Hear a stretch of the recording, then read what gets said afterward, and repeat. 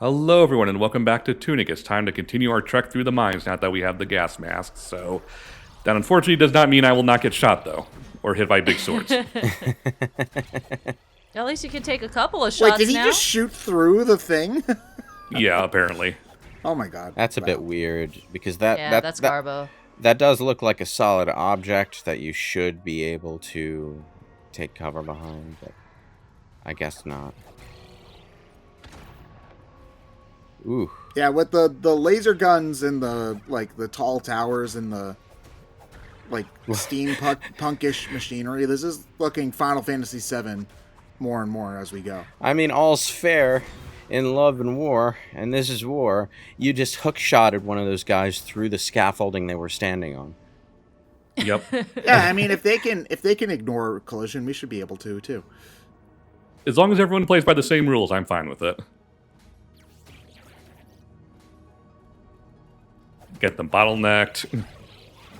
Yeah, always a good idea. Come on, buddy, you can. Oh, they have grenades.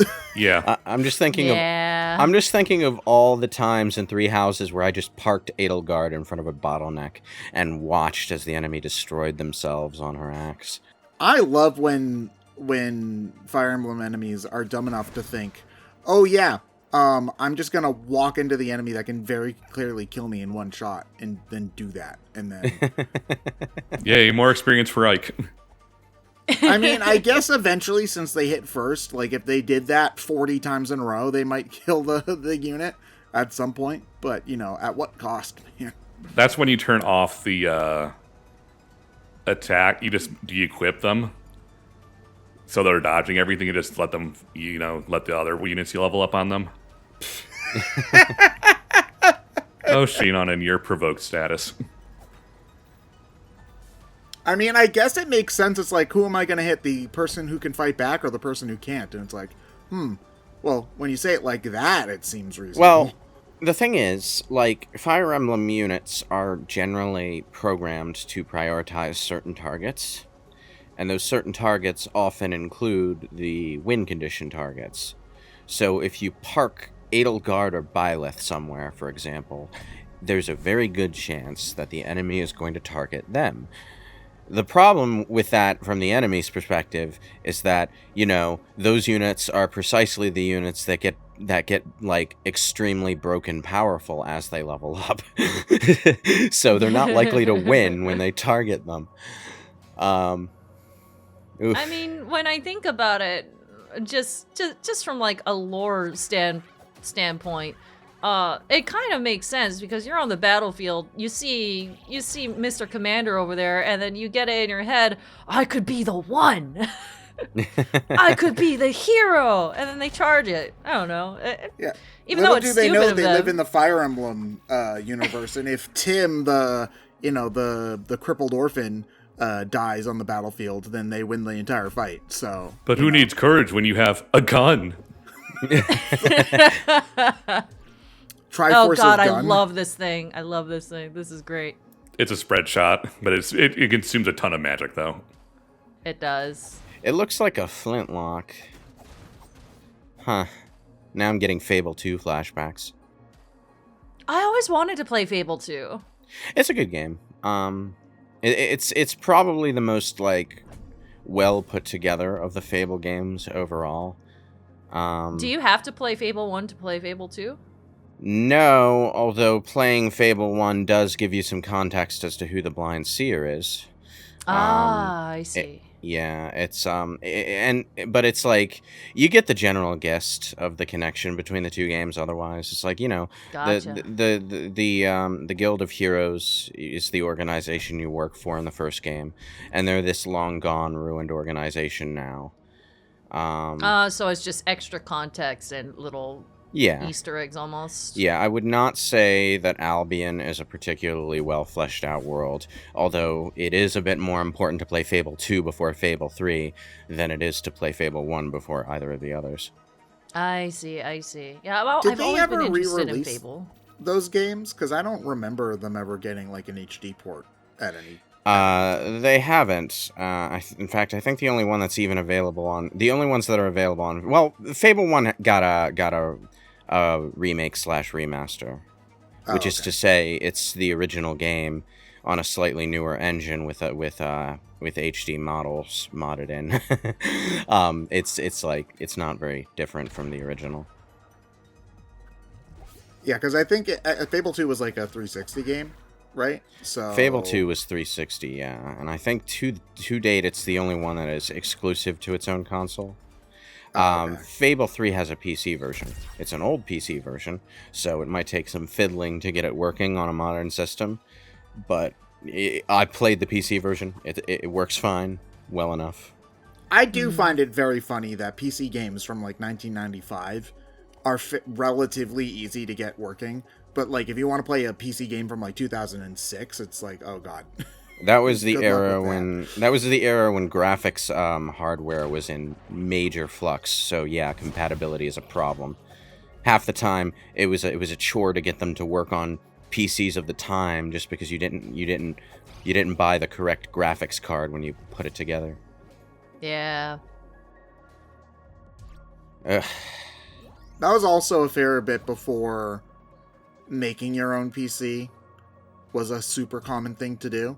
Not Yeah. that it's like extraordinarily common nowadays, but it's a lot.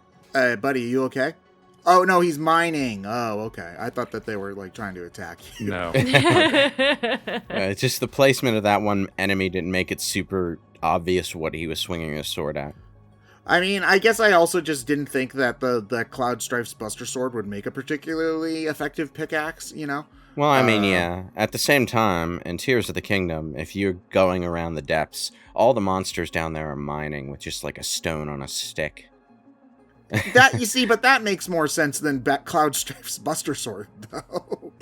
You know? Oh, yeah. At the same time, the only reason they're doing that is because they ruined all the metal tools. So they can't just get a regular-ass pickaxe, because they broke all of them. Yeah, it's just like anything flat and thin. Thin. It does one have way. like a little point on the end of it. Like it flares out a little bit. It does I don't know indeed. how like sound structurally that would be after mining Not very, probably. whatever the hell this shit is. So wait, so is this entire area down here the dangerous like? Gas No, anything stuff? anything near the crystal stuff is. Oh, okay. Because I was thinking like, if you played through literally the entire area like that, you basically would be on a one hit Yes. death. Correct. Run.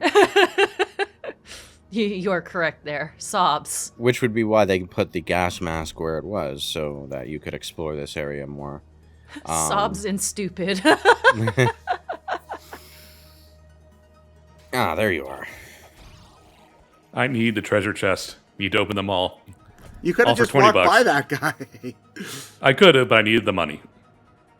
I will say that the fog does make it a little, like, difficult to parse where it is that you can actually go in this area. I think that's deliberate given how the game has been structured so far. Yeah. But I agree, for sure. It has been hard to see like which way you are supposed to go. I'm getting some Temple of the Ancients flashbacks just looking at this. Is that Final Fantasy VII or a different game? Yes, Okay. it's Final Fantasy VII. You know, the original Japanese release didn't have that handy finger and arrows system. That was added later. We got it in the West, but I do not envy the original Final Fantasy VII players who had to navigate that dungeon without it. Ugh. I mean, I haven't played Final Fantasy VII in a long time. I do have to say, as somebody who didn't play a lot of games on PlayStation 1, the pre-rendered background with the 3D character models does not age particularly well, from that era. Well, the general concept ages fine. It works fine in Resident Evil, and it works fine in Final Fantasy 8 and 9. In 7, the issue is that the camera was pulled way back. It was also pulled way back in Parasite Eve 1 as well. So sometimes you're just at too far a camera distance, at too low a resolution to really see everything clearly that you need to be able to see. So it does make some areas a challenge to navigate. It also didn't help that the pre-rendered backgrounds were very realistically drawn, and then you have Popeye arm models everywhere. Yeah, but that's something that you can get used to well enough. It even kind of works as a visual style once you realize that it's emulating the 16-bit sprites. I think when Final Fantasy VIII moved toward realistic proportions, Sakaguchi was actually against it. he just didn't like the idea. I mean, he let the developers do what they wanted because he had already decided to put them in charge of the project and wasn't gonna completely overstep on the authority that he handed over, but he didn't like the idea. That's why 9 went back to chibi models. Defense up. Well, there were different models for overworld and battles even in Final Fantasy VIII, right? I don't think the models between battles and overworld were different at all, actually. Oh, okay. Final Fantasy VIII went full Resident Evil, and the fact that it was using fully detailed, fully proportioned models in the overworld. Not that anything in the overworld for the old Final Fantasy games was particularly technically strenuous, I would imagine. So the higher polygon count probably didn't do much. Well, to the PS1 Final Fantasies also were experimenting with blending FMV CGI with gameplay. And that was something that they messed with in other games like Parasite Eve 2 as well. They wanted to have moments where you would play through an FMV rather than just watching it. There's actually this really technically impressive thing in Parasite Eve 2 where the FMV will play or rewind in time with your character's motion to simulate a 3D environment. So, your character... It only happens, at the very beginning of the game, in the opening. But your character will walk forward and the FMV will play forward in time with them to sort of change its cinematic angle to give you a view of where you're going. Oh, that's so. Can you make it wonk out by walking back and forth and jittering all over the place? Yes. It will reverse itself when you move backward and play forward when you're moving forward. It was very impressive, but they only do it once, I think. I think one of the things that is really interesting to me, and obviously, these days it's probably less of a conversation, but I love looking into how games way back in the day would achieve certain effects on limited hardware and limited engines. And what comes to mind is Donkey Kong with the sprites, how they made 3D quote-unquote models out of sprites, but it made it look that way and feel that way. Yeah, because it reminds me a lot of my experience with theater in that, and it's easier to see with older games because the technology is easier to understand, but it's basically just a lot of clever showmanship. I remember when I found out that, in Mega Man, when you're fighting a big guy, it's not actually a sprite. That's just the background, and the background is just as a picture of a really big dude. So there's no actual enemy there. It's just random collision. And I was like, oh man, that's really cool.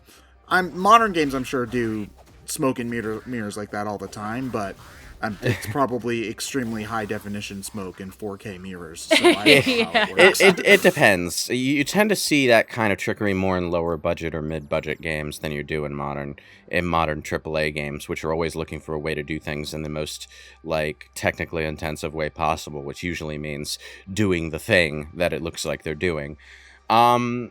But if you go back to the PS3 era and play BioShock 1, you do find trickery. For example, there's a major character who doesn't have their own character model at all.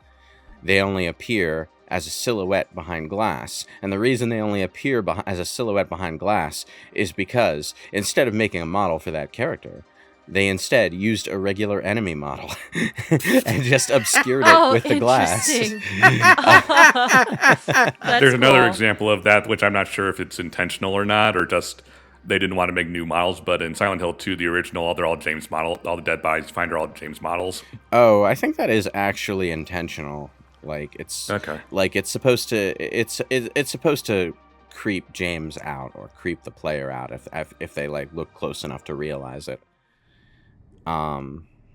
So yeah, I think that one was actually intentional. Ooh. I mean, it could be both, but It could be both, yeah. Could definitely be both. Let me see. Where are we now? Solid Snake. Speaking of Final Fantasy VII, suddenly I'm having flashbacks to that like 2-second area where you're climbing through the plate to get to the second Mako Raptor. What the shit is that? Don't you just love it when you find genetic monstrosities hidden inside a test tube while you're on your adventure? It's fun. Speaking of Final Fantasy VII. Well, you're on your adventure in this cute game about a cute little fox with a little toothpick sword. Do you think Mewtwo would beat Sephiroth in a fight? Not in Smash Brothers.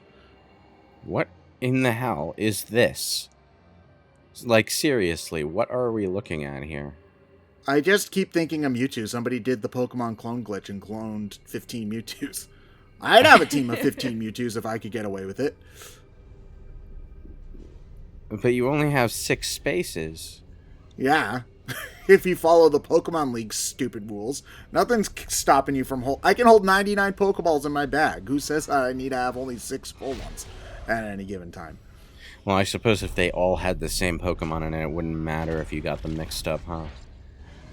Listen, I don't know why. If Gary Oak can have 10 Pokemon gym badges, I can have 15 Mewtwo's. I think they're equivalent. Okay, so this is like some sort of factory for mutant fox monstrosities, is it? Yeah, now I know what's powering up the big Xbox things that we've been praying to. Ew. Xbox, release the Mewtwo hidden inside. yeah, we'll see you next time for more mysteries in the ziggurat. So see you all later. Bye.